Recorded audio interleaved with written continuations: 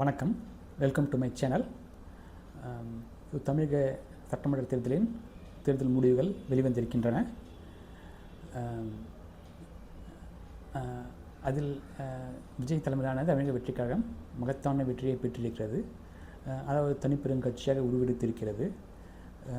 இது நிஜமாகவே ஒரு பெரும் சாதனை தான். தமிழக வெற்றிக் கழகத்திற்கு அல்லது நடிகர் விஜய்க்கு நிஜமாக பெரும் சாதனை தான் என்று கண்டிப்பாக கூற வேண்டும். எந்த விதத்தில் அணுகினாலும் இது ஒரு பிரம்மாண்ட வெற்றி என்று தான் சொல்ல வேண்டும். ஏனென்றால் யாரும் இந்த வெற்றியை கணிக்கவில்லை.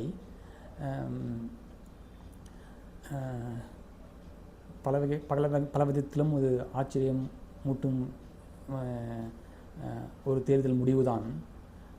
தமிழக தேர்தல் வரலாற்றிலும் சரி, இந்திய தேர்தல் வரலாற்றிலும் சரி, இது சாதித்த தமிழக வெற்றிக் கழகத்திற்கு நம் தலைவர் விஜய்க்கு பாராட்டுகளை கூற வேண்டும்.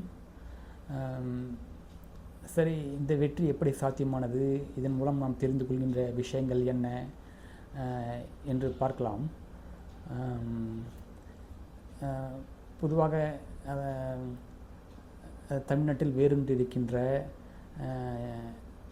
கட்சிகளான திமுக அல்லது அதிமுக,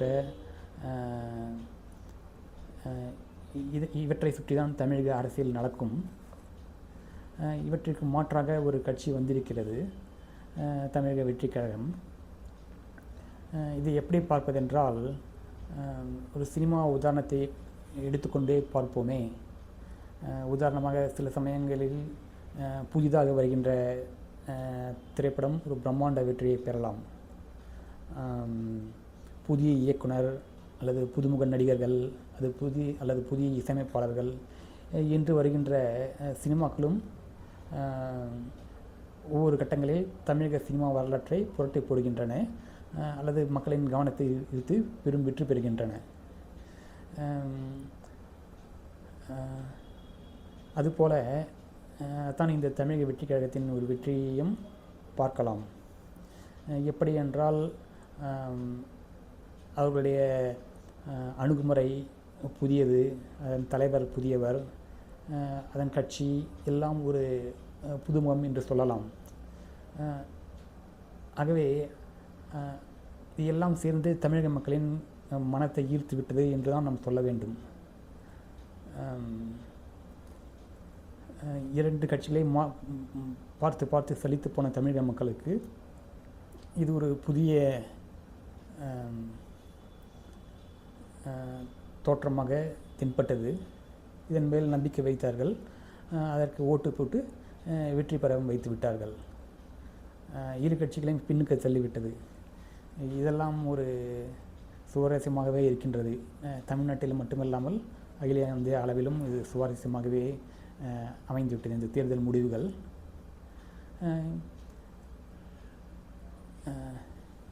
இது ஒரு சங்கதி. குறிப்பாக நடிகர் விஜய் எந்த கட்சியுடன் கூட்டணியும் சேராமல் தனித்து போட்டிட்டதே ஒரு பலம் என்று கூறலாம். ஒருவேளை அவர் பிற கட்சிகளுடன் கூட்டணி அமைத்திருந்தால் இந்த வெற்றி கிடைத்திருக்குமா என்று கூட சொல்ல முடியாது. ஏனென்றால் சொன்னபடி இது ஒரு தீம். இந்த தீம் ஒரு புதியதாக இருந்தது, புது அம்சமாக இருந்தது, தமிழக ஜனங்களை கவர்ந்தது. ஏற்கனவே சொன்னபடி புதுமுக நடிகர் ஒருவர் வருகிறார். நாம் தமிழக சினிமா வரலாற்றிலே பார்த்திருக்கோம். எல்லா நடிகர்களுமே ஆரம்ப காலத்தில் புதுமுக நடிகர்கள் தான். அவர் புது முகத்திலேயே அல்லது முதல் படத்திலேயே ஒரு முத்திரையை பதிக்கிறார்கள். ஆகவே இந்த விஜய் கட்சி ஒரு தனி தீமாக தெரிந்தது. புது அம்சமாக ஒரு தனி கலவையாக தெரிந்தது. அது ஒரு ஜனங்களை அட்ராக்ட் செய்திருக்கிறது, கவர்ந்தது என்று கூறுகிறோம். இது ஒன்று. அடுத்தது இன்னொன்று, இது சம்பந்தமாக பார்க்கலாம். சில வருடங்களுக்கு முன்பு தமிழக அரசிலே ஒரு வெற்றிடம் இருக்கின்றது என்று பேச்சு வந்தது. ஏன் வந்தது? அதிமுக தலைவர் செல்வி ஜெயலலிதா அம்மையார் மறைந்தது, அதிலிருந்து இந்த பேச்சு எழுந்தது. அதுவும் தொடர்ச்சியாக திமுக தலைவர் கருணாநிதி இறந்தது. இப்படி இருபெரும் தலைவர்கள் தமிழ்நாட்டில் அரசியலிலிருந்து மறைந்தது தமிழக அரசியலில் ஒரு வெற்றிடத்தை ஏற்படுத்தியிருக்கின்றது பேச்சு எழுந்தது. அதன் தொடர்ச்சியாக நடிகர்கள் ரஜினிகாந்த், கமல்ஹாசன் கட்சியை தொடங்க முற்பட்டனர். நடிகர் ரஜினிகாந்த் வழக்கம் போல ஒரு தெளிவில்லாமல் ஆரம்பத்திலே கைவிட்டு விட்டார். அது இருக்கட்டும். நடிகர் கமல்ஹாசன் சற்று ஆரம்பித்தார், கட்சியும் தொடங்கினார், சற்று பயணித்தார். பிறகு நடந்தது கதையெல்லாம் தெரியும், அது வேண்டாம். ஆனால் இவர்கள் வரும்போதே திமுக குறிப்பாக எதிர்த்தது கடுமையாக. தமிழகத்தில் தமிழக அரசில் எப்படி வெற்றிடம் இருக்கிறது என்று கூறலாம் ஏனென்றால் அவர்கள் அப்போது ஆட்சியில் இல்லை. அதிமுக ஆட்சி எடப்பாடி பழனிசாமி அவர்களின் தலைமையில் நடந்து கொண்டிருந்தது. தாம் அடுத்து ஆட்சிக்கு வர வேண்டும் என்றது திமுகவின் அதன் தலைவரான மு.க. ஸ்டாலின் துடிப்பாக இருந்தது. இப்படி ஒரு வெற்றிடம் தோன்றியிருக்கிறது என்று சொல்லும்போது அவர்களுக்கு கோபம் வந்தது.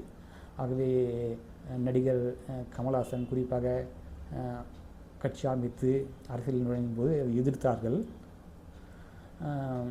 மறைமுகமாக மிரட்டினார்கள் என்று கூட செய்திகள் வந்து கொண்டிருந்தன.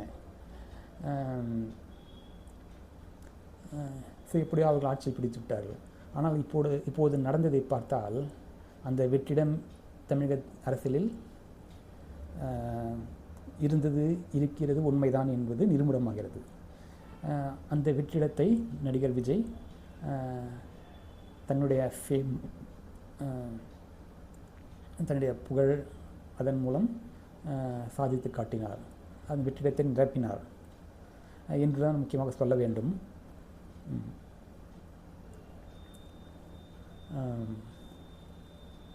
அவர் சரியான நேரத்தில் இந்த தமிழ் அரசியலில் இருந்த வெற்றிடத்தை பயன்படுத்தி கொண்டார். எப்படி மற்ற இருபெரும் நடிகர்கள் தவறிவிட்டார்களோ இவர் வெற்றிகரமாக சாதித்து காட்டினார். இவர் தனி அப்ரோச்சாக இருந்தது, அதுதான் சொல்ல வேண்டும். திரும்ப திரும்ப அதுதான் வெற்றிக்கு காரணம். இவர் தனி ஆளாக நின்று இவருக்கென்று தனி அடையாளம் மக்கள் மத்தியில் இருந்தது. இவர் இப்படித்தான், இவரோட கட்சிகள் இப்படி தான், இவர் கூட்டணி கட்சிகள் என்று ஒரு தோற்றம் இருந்திருந்தால் அவர்களுடைய பார்வை, அவர்கள் அந்த கூட்டணி கட்சியின் பார்வை இவர் மீதும் விழுந்திருக்கலாம். இவருக்கு அது இஷ்டமோ என்னவோ என்றோ அல்லது நல்ல முடிவோ என்னவோ தெரியல, இவர் தனியாக நின்றால் வெற்றியும் பெற்றார்.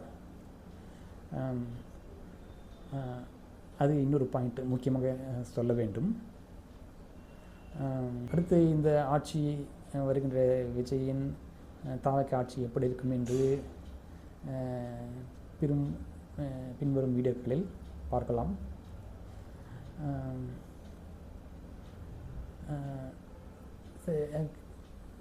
இதுதான் நாம் தமிழக வெற்றி கழகம் ஆட்சிக்கு வந்ததன் காரணத்தை பற்றிய நமது பார்வை.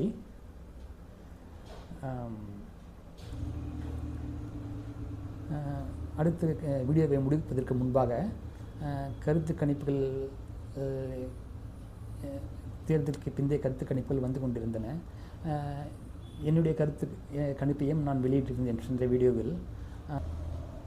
அந்த கருத்து கணிப்பும் இந்த தேர்தல் முடிவுகளும் ஒத்துப்போகின்றனவா இல்லையா என்று என்னோட முந்தைய வீடியோ பார்க்கவும். நான் கணித்தது சரியாக இருந்ததா இல்லையா என்பதை தெரிந்து கொள்ள வேண்டும் என்றால் என்னுடைய முந்தைய வீடியோவை பார்க்கவும். நன்றி, வணக்கம்.